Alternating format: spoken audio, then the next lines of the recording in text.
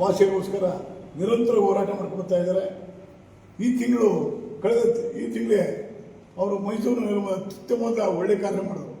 ಕಾರ್ಖಾನೆಗಳಲ್ಲಿ ಕನ್ನಡಿಗೆ ಉದ್ಯೋಗ ದೊರಕಬೇಕು ಅಂತೇಳಿ ಮೈಸೂರಿನ ಇಬ್ಬರು ಗಣ್ಯರನ್ನ ಕರೆಸಿ ಇಡೀ ಮೈಸೂರಿನ ಯಾವ ಬಡಾವಣೆಗಳಲ್ಲಿ ಕಾರ್ಖಾನೆಗಳಿದ್ದು ಅಲ್ಲೆಲ್ಲ ಮೆರವಣಿಗೆ ಮಾಡಿ ಮಾಜಿ ಸಂಸದರಾದ ಪ್ರತಾಪ್ ಸಿಂಹ, ನಮ್ಮ ಈಗ ಹಾಲಿ ಶಾಸಕರಾದ ಟಿ ದೇವೇಗೌಡರು ಇವರೆಲ್ಲ ಕರೆಸಿ ಅಲ್ಲಿ ಕನ್ನಡಿಗರಿಗೆ ಉದ್ಯೋಗ ಆಗಲೇಬೇಕು, ಶೇಕಡ ನಮಗೆ 40% ಉದ್ಯೋಗ ಬೇಕೇ ಬೇಕು, ಬೇರೆಯವ್ರಿಗೆ ಯಾರಿಗಾರು ಕೊಟ್ಕೊಳ್ಳಿ ಅಂತೇಳಿ ಅತ್ಯುತ್ತಮವಾದ ಹೋರಾಟ ಮಾಡ್ತಕ್ಕಂಥ ಧೀಮಂತ ವ್ಯಕ್ತಿ ನಮ್ಮ ರಾಜಶೇಖರ. ನಿಮ್ಮೆಲ್ಲರ ಪರವಾಗಿ ಮತ್ತೊಮ್ಮೆ ಅಭಿನಂದಿಸ್ತೇನೆ. ಯಾಕಂದರೆ ಕನ್ನಡ ಚಳವಳಿಗೆ 40 ವರ್ಷದ ನಿರಂತರವಾಗಿ ನಾಡು ನುಡಿ ಬಂದು ಹೋರಾಟ ಮಾಡ್ಕೊಂಡು ಕೂಡ ನಾವು ಇತ್ತೀಚೆಗೆ ನಿಮ್ಮ ಹೋರಾಟಗಳು ಕಡಿಮೆ ಆಗಿದೆ ಅಂತ ಹೇಳ್ತಾರೆ. ವಿಚಾರವಿಲ್ಲದೆ ಹೋರಾಟ ಇಲ್ಲ, ಹೋರಾಟ ಇಲ್ಲದೆ ವಿಚಾರ ಇಲ್ಲ.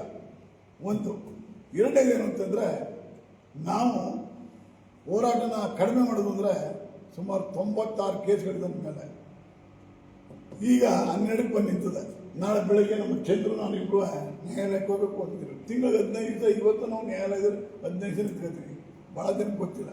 ಎಲ್ಲೋ ಬಾಟಲ್ ಹಿಡಿದ್ಬಿಟ್ಟು ಚಳವಳಿ ಮಾಡಿದ್ರು, ಬಾಟಲ್ ಹಿಡಿದ್ಬಿಟ್ಟು ಹೋರಾಟ ಮಾಡಿದ್ರು, ಬಾಟಲ್ ಹಿಡಿದು ಆರೋಗ್ಯ ಮಾಡಿದ್ರು, ಬಾಟಲ್ ಹಿಡಿದ್ಬಿಟ್ಟು ಆದರೆ ಆ ನೋವು ನಮಗೆ ಗೊತ್ತು, ಚಂದ್ರು ಗೊತ್ತು, ರಾಜಶೇಖರ್ ಗೊತ್ತು, ಭಾಳ ಜನಕ್ಕೆ ಗೊತ್ತಿಲ್ಲ.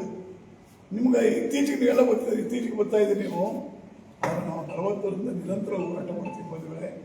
ಇವತ್ತು ಈ ಕಾರ್ಯಕ್ರಮವನ್ನು ಅತ್ಯಂತ ಸಂತೋಷದಿಂದ ನಮ್ಮ ಡಾಕ್ಟರ್ ಜಯಪವನಾಡು ಉದ್ಘಾಟನೆ ಮಾಡಿದ್ದಾರೆ. ಮೈಸೂರು ನಗರದಲ್ಲಿ ಅತ್ಯುತ್ತಮ ಶಿಕ್ಷಕರಾಗಿ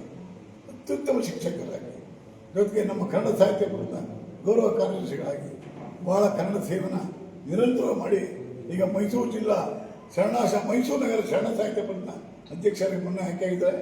ಹಿಂದೆ